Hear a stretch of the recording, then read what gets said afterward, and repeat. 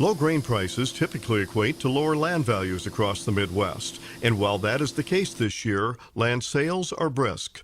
Chuck Wingert is an accredited land consultant and owns Wingert Realty and Land Services in Mankato, Minnesota. Wingert says prices for land continue strong across the region.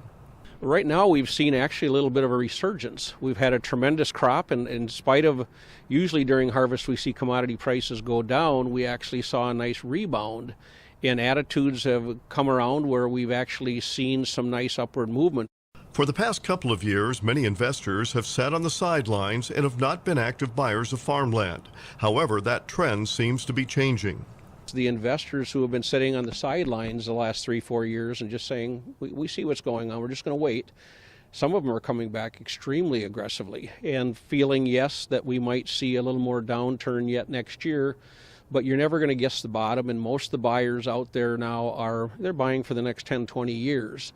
So they're looking at this as an opportunity to pick up land at a 30% discount and just sit and hold and wait for it to turn around. And rental rates have been a hot topic of conversation in the face of little, if any, margins on grain at the moment. However, Wingert has not seen a lot of changes in rates. We've seen some movement down, and if you talk to a lot of the agricultural consultants, based on these commodity prices, they really should be down further.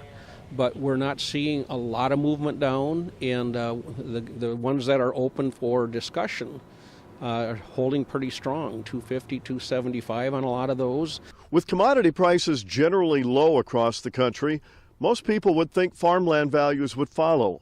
That's been the case in some areas, however, in other areas, not so much. One thing about it, farmland will always be bought and it will always be sold. This is Lynn Ketelsen reporting.